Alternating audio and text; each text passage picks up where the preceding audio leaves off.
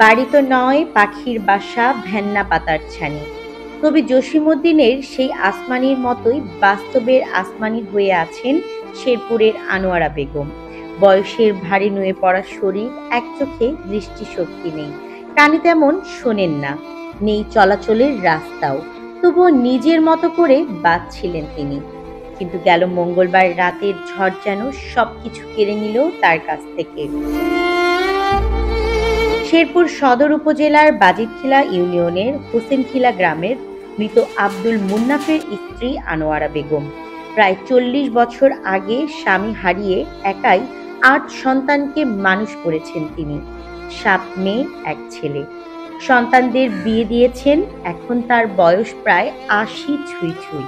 কিন্তু জীবনের শেষ প্রান্তে এসে আশ্রয় হিসেবে ছিল বিলের শেষ মাথায় একটি জরাজীর্ণ ঝুপড়ি ঘর। সেই ঘরেই দিন রাত এক করে কাটছিল তার সময়। দরদরি পানি পড়তেছে, কাপড় ভিজে গেছে। আমি কইতাছি টিন কি ছেদ হয়ে গেছে, টিন ভাঙ্গা গেছে, পানি পরে খে। তো ওই সময় মেয়ে, আমার একটা মেয়ে কয় কি কলে ঠসা কান্না যে তুই তোর যে দেহ ঘর ভাঙ্গা মাথাত পরে গেছিল, খারে থালে মরে গেলি। ও বই আসিলি বাদে বাচ্চা আস না, এটা কইলো। কইলে মায়াটা কি করলো, খারবার দেয় নাই, দেনা না দৌড়ে নিয়ে মাটি মধ্যে আইতেছে না ভাই। 3 জন ঘর মানুষ আসছিলাম, 3 জন বইয়ে থাকে আইপো আইছে।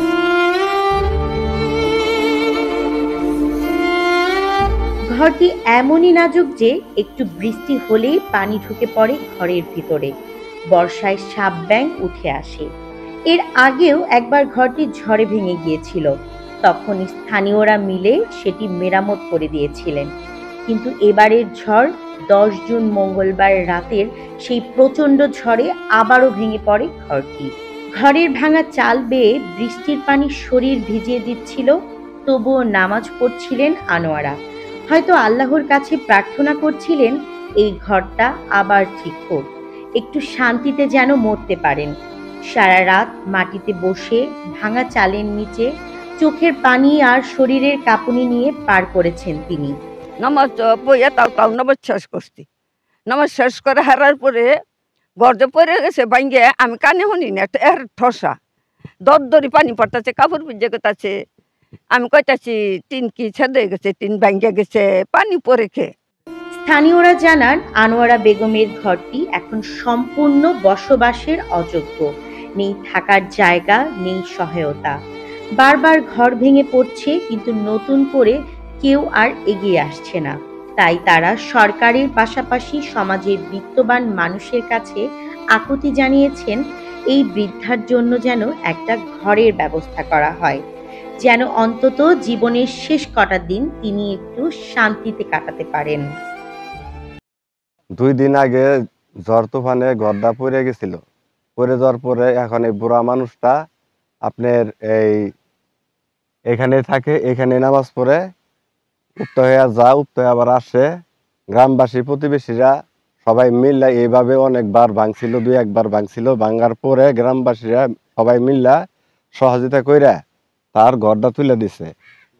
এখন সরকারের কাছে বিনীত একটা আবেদন হইল যাতে বৃদ্ধ মহিলাকে সুন্দরভাবে একটা ঘর দেওয়ার একটা সহযোগিতা করে।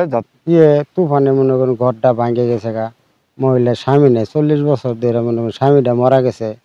রাস্তাঘাট নাই, অন্য জায়গা দিয়া আওয়া যাওয়া করতেছে, অন্যজনের বাড়ি দিয়া আমাদের বাড়ির ভিতর দিয়া আওয়া যাওয়া করতেছে আর কি।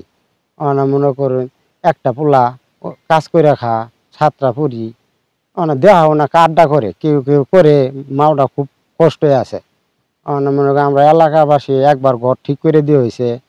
না আমরা সবাই মিললে আবার আবেদন জানাইছি সরকারের কাছে, মনে করুন একটা ঘর দিলে নামাজ টামাজ পড়া হয়তো, সুন্দরভাবে চলাফেরা করা হয়তো, সোহে কম দেহে। মনে করুন সবাই মিললে আমরা আর কি উদ্যোগ নিছি, যদি সরকারের যদি একটা ঘর দেয় ওই সুখী পরিবার নিয়ে আর কি থাকতে পারবো। একজন মা নিজের জীবন দিয়ে সন্তানদের মানুষ করেন, আর বৃদ্ধ বয়সে যদি সেই মাকেই খোলা আকাশের নিচে থাকতে হয়, সেটা কি সমাজের ব্যর্থতা নয়? আমরা কি পারি না আনোয়ারা বেগমদের পাশে একটু দাঁড়াতে? পারি না কিছুটা ভালোবাসা, কিছুটা সহানুভূতি দিতে? মানুষ মানুষের জন্য এই কথাটা যদি সত্যি হয়, তাহলে আজই সময় আনোয়ারার পাশে দাঁড়ানো। ভোরের পাতা নিউজ ডে।